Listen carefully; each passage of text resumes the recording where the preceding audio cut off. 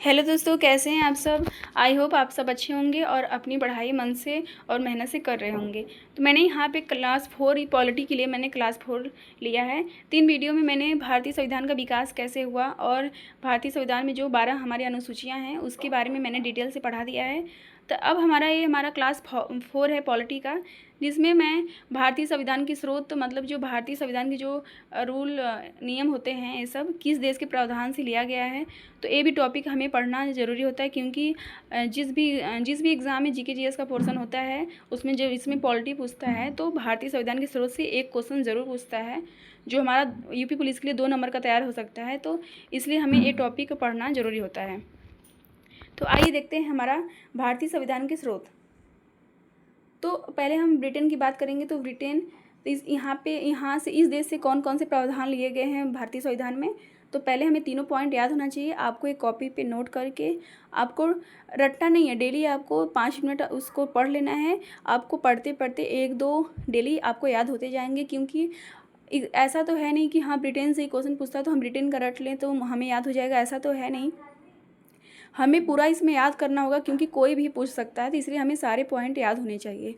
GK GS का portion है तो मेहनत तो करना पड़ेगा, और किसी भी एग्ज़ाम के लिए तो बिना मेहनत का तो कुछ नहीं होने वाला है। इसलिए आपको ये सब पूरा याद होना चाहिए, तभी आपका जीके जीएस में पॉलिटी का पोर्शन अच्छा जा सकता है। और मेरा पॉलिटी में सारा क्वेश्चन सही हो जाता है, क्योंकि मैंने ये सब टॉपिक को पूरे अच्छी तरीके से पढ़ा है। तो आइए देखते हैं ब्रिटेन से हमारा क्या क्या लिया गया है। तो जो हमारी संसदीय शासन प्रणाली है, संसद में जो प्रणाली है वो कहाँ से लिया गया है, तो ब्रिटेन से। और एकल नागरिकता, हमारे भारत में कैसी नागरिकता है, एकल नागरिकता है। तो वो भी जो लिया गया है वो किस देश से लिया गया है, ब्रिटेन से। और जो हमारे विधि निर्माण होते हैं, जो हमारे रूल होते हैं उनका, वो कहाँ से लिया गया है, ब्रिटेन से लिया गया है। तो हमें तीनों पॉइंट ब्रिटेन का, हमें वैसे बहुत सारे ब्रिटेन से लिया गया, लेकिन जो एग्ज़ाम के पॉइंट ऑफ व्यू से मोस्ट इंपॉर्टेंट है मैंने उसको ही लिया है।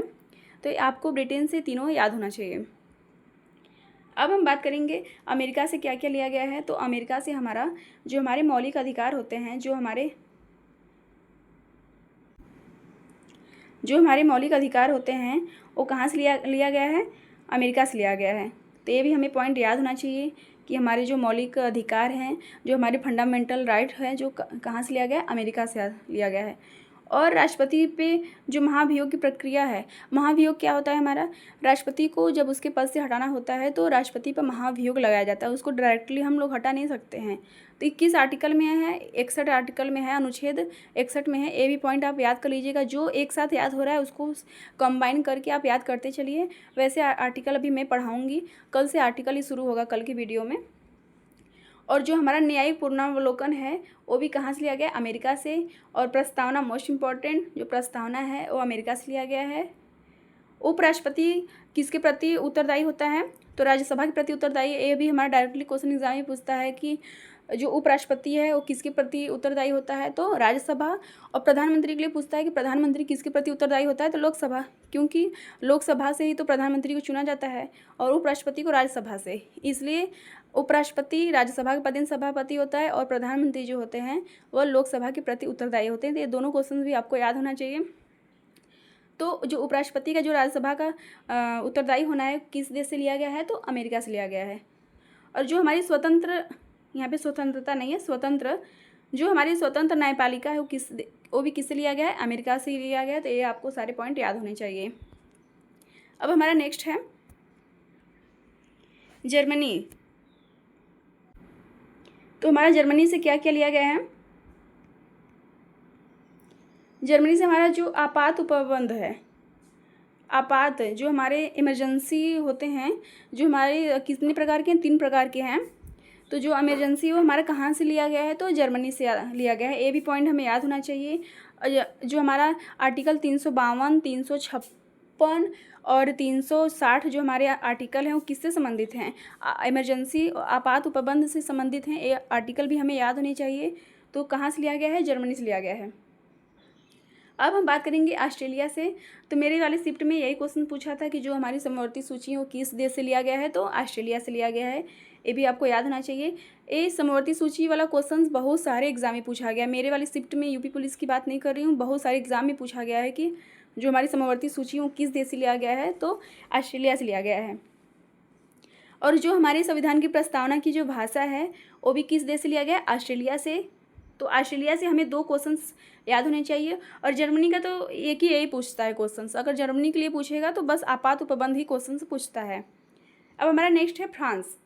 तो फ्रांस में सबसे मोस्ट इम्पॉर्टेंट है बंधुत्व का सिद्धांत, और जो हमारा स्वतंत्रता और समानता है इससे क्वेश्चन पूछता है फ्रांस के लिए, तो ये भी आपको पॉइंट याद होना चाहिए। अब हम देख लेते हैं आयरलैंड। तो आयरलैंड से क्या क्या लिया गया है? 1-2 शिफ्ट में ये भी पूछा था कि राज्य के नीति निर्देशक जो तत्व हैं वह कहाँ से लिया गया है? तो आयरलैंड से लिया गया है। तो राज्य की नीति निर्देशक तत्व ये हमें याद होना चाहिए, जो हमारे किस में है? आर्टिकल 36 से 51 में है। अभी मैं पढ़ाऊँगी, क्योंकि राज्य की नीति निर्देशक तत्व से भी बहुत मोस्ट इंपॉर्टेंट क्वेश्चन रहता है, एग्जाम में पूछता है। तो बस ऐसे मैं बता दे रही हूँ कि अनुच्छेद 36 से 51 तक में क्या है? राज्य की नीति निर्देशक तत्व है। और यहाँ पे मोस्ट इम्पॉर्टेंट, जो राष्ट्रपति द्वारा राज्यसभा में कितने सदस्य को चुना जाता है? तो 12 मनोनीत कितने किए जाते हैं? 12। ये भी आपको इसका जो नंबर है याद होना चाहिए कि राष्ट्रपति के द्वारा राज्यसभा में कितने सदस्य को मनोनीत किया जाता है? तो 12 सदस्य। और जो राष्ट्रपति की जो निर्वाचन की जो प्रक्रिया है कि राष्ट्रपति निर्वाचन कैसे होता है, क्योंकि राष्ट्रपति निर्वाचन कैसे होता है? अप्रत्यक्ष होता है। अप्रत्यक्ष का मतलब कि हम लोग तो देते नहीं हैं, क्योंकि वह उनका अप्रत्यक्ष चुनाव होता है। तो राष्ट्रपति की जो निर्वाचन की प्रणाली है वह आयरलैंड से लिया गया है। अब हम बात करेंगे कनाडा। तो कनाडा से हमारा संघीय प्रणाली लिया गया है। और मोस्ट इम्पॉर्टेंट, कनाडा से अवशिष्ट शक्तियों कहाँ से लिया गया? एक क्वेश्चन पूछा हुआ है एग्जाम में कि जो अवशिष्ट शक्तियाँ हैं हमारी वो कहाँ से लिया गया है? कनाडा से। अभी मैंने कल की वीडियो में अवशिष्ट शक्तियाँ क्या होती हैं, किसके पास इनका अधिकार होता है, कौन लागू कर सकता है, शक्ति किसके पास होती है, मैंने पढ़ाया है, तो आप देख लीजिएगा ये। और गवर्नर का जो पद है, जो हमारे राज्यपाल का जो पद होता है अनुच्छेद 153 में। तो ये सभी में एक सब इम्पॉर्टेंट, जो भी अनुच्छेद इम्पॉर्टेंट है मैं सारा पढ़ाऊँगी कि जो अगर आर्टिकल से आपका एक भी क्वेश्चन पूछे तो आपका बिल्कुल भी गलत ना हो। तो जो हमारा गवर्नर का पद है वो कनाडा से लिया गया है। और मोस्ट इम्पॉर्टेंट ये भी है, केंद्र व राज्यों के बीच शक्तियों का बंटवारा। केंद्र और राज्यों के बीच शक्तियों का बंटवारा, जैसे जो भी हमारे पावर होते हैं, कुछ सेंट्रल के पास होते हैं और कुछ राज्यों के पास होते हैं, स्टेट के पास होते हैं। तो उनकी जो शक्तियों का वितरण है कि कैसे कैसे उनको बांटा गया है उनकी शक्तियों को, तो वो भी किससे लिया गया है? कनाडा से लिया गया है। अब हम बात करेंगे दक्षिण अफ्रीका से हमारा क्या क्या लिया गया है। तो दक्षिण अफ्रीका से जो हमारे संविधान में जो संशोधन होते हैं, जैसे कि यदि हमारा कोई नियम कानून फिर से जोड़ना है संविधान में, तो उसके लिए क्या होता है? हमारा संशोधन होता है। तो वो जो संशोधन की जो प्रक्रिया है वह किस देश से लिया गया है? तो दक्षिण अफ्रीका से लिया गया। किस आर्टिकल में है? तो 368। ये मोस्ट इंपॉर्टेंट है। जो भी अनुच्छेद में आपको बताऊँगी, अगर आप याद कर लेंगे तो आपका एग्ज़ाम में डेफिनेटली मिलेगा। तो अगर यदि आपको यहाँ पे याद हो जा रहा है तो याद कर लीजिएगा, नहीं तो मैं अनुच्छेद में, आर्टिकल में जो मोस्ट इंपॉर्टेंट होंगे मैं ज़रूर पढ़ाऊँगी। अब बात करते हैं रूस से। तो रूस से हमारा क्या लिया गया है? मूल कर्तव्य। तो मूल कर्तव्य से क्वेश्चन पूछता है कि किस संविधान संशोधन द्वारा मूल कर्तव्यों को संविधान में जोड़ा गया था? तो 42वें संविधान संशोधन 1976। ये पॉइंट आपको बिल्कुल भी याद होना चाहिए। जितना भी मैं पढ़ा रही हूँ उसमें से 1-2 क्वेश्चन आपको कोई भी कोई भी एग्ज़ाम आप देंगे उसमें ज़रूर मिलेगा। अब हम बात करते हैं जापान से। तो जापान से जब भी अगर क्वेश्चन पूछेगा तो बस सिर्फ यही पूछता है, विधि द्वारा स्थापित प्रक्रिया। तो ये पॉइंट आपको याद होना चाहिए। अब हम बात करेंगे, हाँ यहाँ पे देखिए मोस्ट इम्पोर्टेंट, अभी मैं बताना भूल गई, यहाँ पे जो रूस में जो सामाजिक है, जो सामाजिक आर्थिक राजनीतिक है, तो ये भी कभी कभी पॉइंट दे देता है कि निम्नलिखित में से 42वें संविधान संशोधन में कौन कौन सा शामिल था। तो यदि आपको सामाजिक, आर्थिक और राजनीतिक याद रहेगा तभी आप उस क्वेश्चन को कर पाएंगे। तो ये भी पॉइंट आपको नोट कर लेना है। जापान से क्या लिया गया? विधि द्वारा स्थापित प्रक्रिया। अब हम बात करेंगे प्रस्तावना। तो हमारा क्वेश्चन पूछता है कि प्रस्तावना में कितनी बार संशोधन किया गया है? तो 1 बार। और 1 बार कौन सा? 42वां संविधान संशोधन ही किस में जोड़ा गया है? प्रस्तावना में जोड़ा गया है। तो अब यहाँ पे जो भी मैं बता रही हूँ मोस्ट इम्पोर्टेंट, आप बिल्कुल भी याद कर लीजिएगा। हमारा क्वेश्चन पूछता है कि प्रस्तावना में कितनी बार संशोधन हुआ है? तो 1 बार।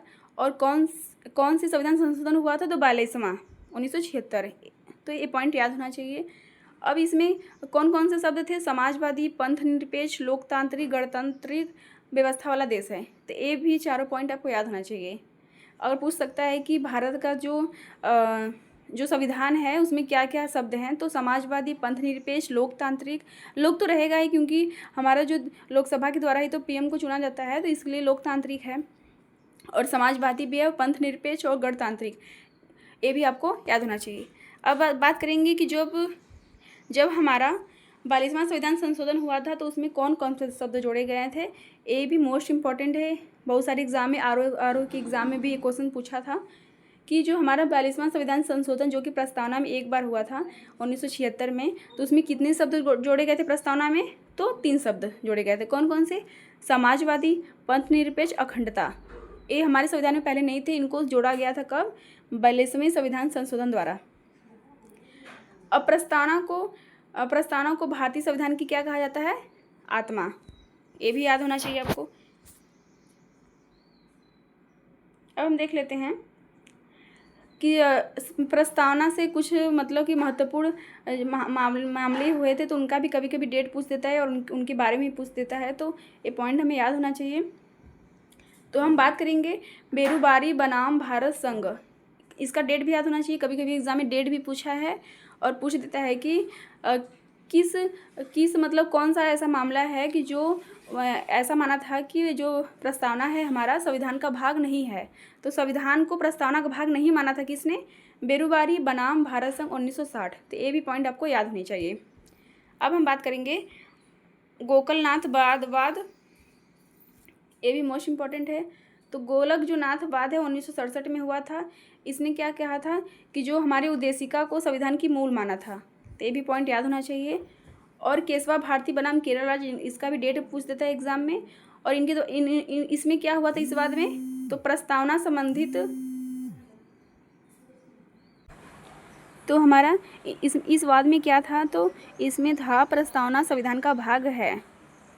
बेरूबारी बनाम भारत संघ 1960 में क्या बोला था कि प्रस्तावना संविधान का भाग नहीं है। और केशवा भारती बनाम केरल राज्य 1973 ने माना था कि प्रस्तावना संविधान का भाग है। तो ये जो भी प्रस्तावना से जुड़े जो मामले हैं, इनसे भी क्वेश्चन बहुत बार एग्जाम में पूछा है, तो आपको ये सारे पॉइंट याद रखने हैं। अब नेक्स्ट है हमारा LIC ऑफ 1995। ये क्या है? तो इन्होंने बोला था कि उच्चतम न्यायालय में व्यवस्था जो है संविधान का आंतरिक हिस्सा है, कि जो हमारा अगर उच्चतम न्यायालय में जो भी व्यवस्था है उसमें संविधान क्या है? आंतरिक हिस्सा है, थोड़ा सा हिस्सा है, अंदर का थोड़ा सा हिस्सा है। तो ये तो इतना इंपॉर्टेंट नहीं, एग्जाम में ज़्यादा तो नहीं पूछा है, लेकिन जो बेरूबारी बनाम भारत संघ था और केशवानंद भारती संघ 1973, वो आपको पॉइंट याद होना चाहिए। और इसमें मोस्ट इम्पॉर्टेंट है SR बम्बई बनाम यूनियन ऑफ इंडिया वाद। तो ये कब हुआ था? 1994। डायरेक्टली कब हुआ था वो भी क्वेश्चन पूछ देता है। और रघुनाथ बनाम भारत संघ जो वाद है वो कब हुआ था? 1993 में। तो ये सारे आपको पॉइंट याद होने चाहिए। आई होप आप सब अच्छे से इसे नोट डाउन करके आप इसे ज़रूर रिवीजन करेंगे, जिससे आपका दो नंबर जो है पक्के हो सके। तो ऑल दी बेस्ट।